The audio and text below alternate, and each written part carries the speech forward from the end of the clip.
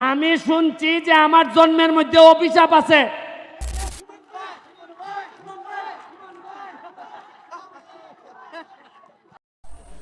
আসসালামু আলাইকুম। নিয়ে আসলাম নতুন আরেকটি ভিডিও আপনাদের মাঝে। ব্যারিস্টার সুমন এমপি ভাষণে উনি কি বক্তব্য দিলেন সেটা আপনাদের জানাবো। উনি নাকি বলতেছেন, মানুষ আমাকে বলছে আমার জন্মের কোনো ঠিক নাই, আমি বেজন্মা। এই ধরনের কথা ব্যারিস্টার সুমন এমপি উনি মঞ্চে দাঁড়িয়ে জনগণকে বলতেছে, খুব দুঃখ প্রকাশ করতেছে আমি নাকি একটি খারাপ লোক। নানা রকমের মতলব বসে করতেছে জনগণের সামনে। আসলে কতটুকু সঠিক এমন সঠিক না সেটা আমরা জানবো। পুরো ভিডিওর মাঝে থাকেন।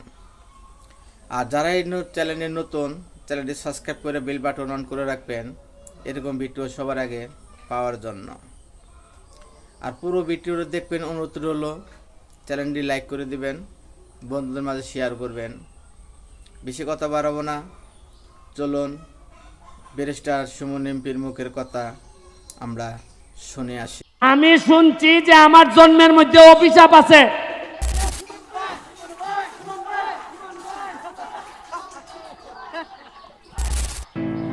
উনার মাটির দাম মাটির কারণে বাড়ে না, মাটির দাম বাড়ে মানুষের কারণে।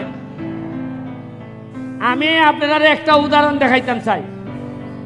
4 মাস 5 মাস আগেও এই মাটির দ্বারাই আমার গালাগালি বন্ধ করা হয়েছে। আমি একটা নির্বাচন করতে গিয়ে আমি শুনছি যে আমি বাস্টার্ড, আমি জারদ। আমি শুনছি যে আমার জন্মের মধ্যে অভিশাপ আছে। আমি শুনছি আমারে দেখতে পাকিস্তানির মতো লাগে। আমি শুনছি যে তোর মতো ব্যারিস্টার ভাড় তোলে পড়ে।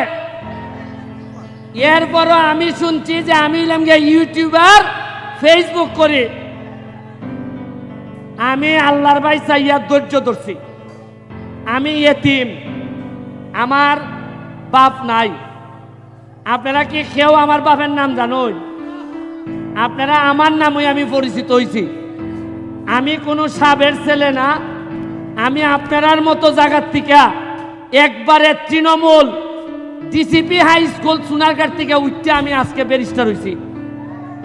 আমি গল্পটা কইতাছি তোমাদেরকে এই কারণে, আজকে আমার সামনে যারা আছো তোমরা, তোমাদেরকে বলতে চাই, জীবনে ভালো করতে গেলে, সফল হইতে গেলে সব সময় সাবের ছেলে হইতে হয় না, নিজের যোগ্যতায় হওয়া যায়।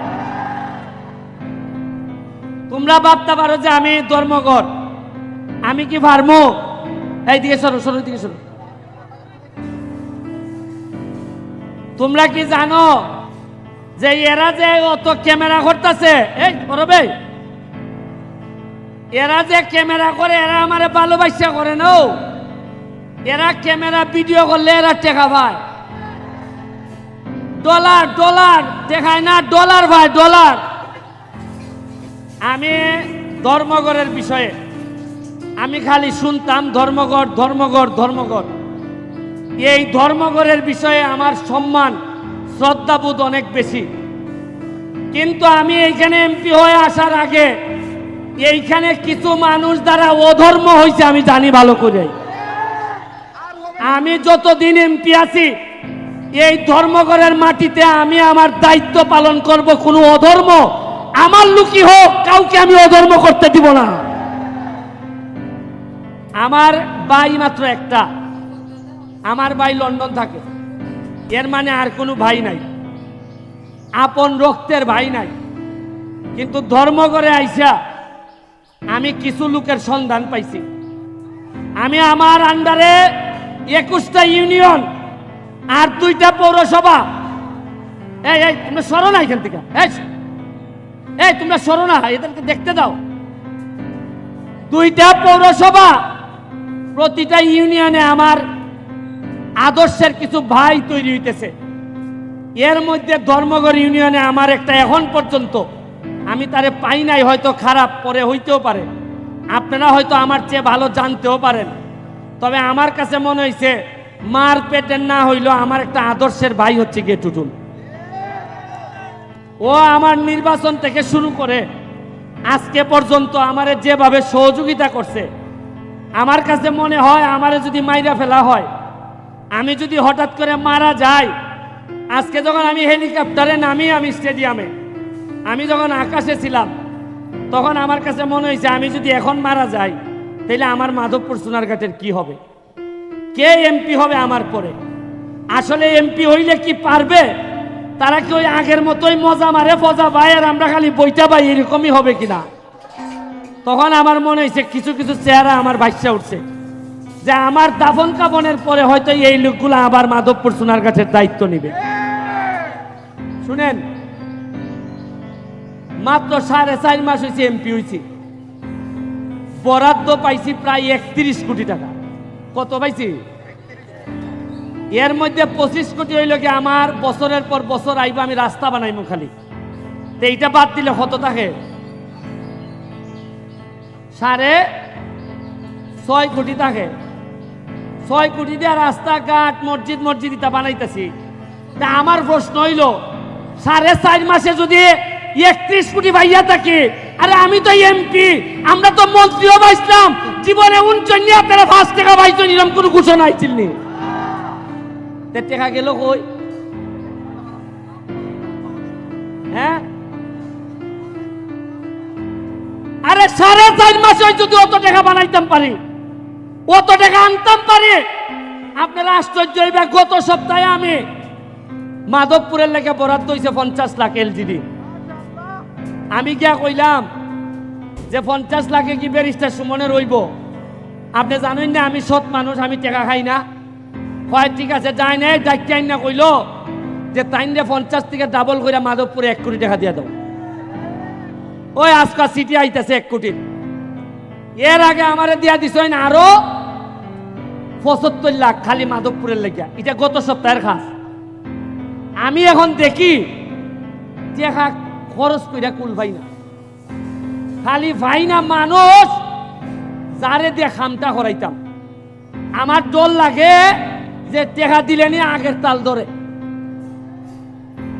আমারও বিদায় দিবা না নি। কারণ আমি জানি এর লাগে তো এমপি সাহেব হইতাম চাই না, সুমন ভাই হইতাম চাই। কারণ আগামীবার এমপি নাও থাকতাম পারে, কিন্তু ভালোবাসা দিয়ে আপনার ভাই হইতে পারলে বইরাও আমি শান্তি পাইমু। পর্যটন নগরী বানাইতাম এইখানে।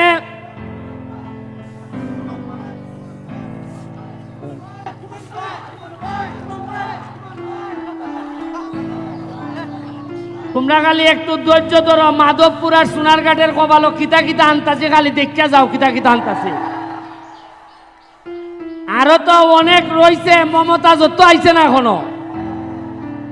গ্রামের মানুষে কইব তোমরা মডার্ন গান আনো, আমার মমতাজ আনো, তা আনন্দ লাগতো না? খালি খেলা শুরু হইছে। আমার নির্বাচনের পরেই আমি কইছিলাম যে এইদিকে যাবো যে মাধবপুর সোনারঘাটের আপাতত আমি খালি এমপি হইছে, জায়গা বেচছো না আর ফুরি এখন আপাতত বিয়া দিও না। কারণ জায়গার দাম বাড়বো আমি এমপি হইবার পরে, আর ফুইরেন্টেরও দাম বাড়বো, বিয়া নিতে বুঝা ওটা নেওয়ান লাগবো। পর্যটন নগরী বানাইতে চাই আমি মাধবপুর সোনারঘাটে। আমি নেত্রীরে বলছি, জননেত্রী শেখ হাসিনারে, যে চাপো যে আমার 24টা চা বাগান আছে, আমার 2টা রিজার্ভ ফরেস্ট আছে, আমার স্থলবন্দর আছে, আমার বর্ডার আছে, আমার কিসের কম আছে? মাধবপুর আপনারা জানেন কিনা সবচেয়ে ধনী উপজেলার একটা, 100টার মতো ইন্ডাস্ট্রি আছে।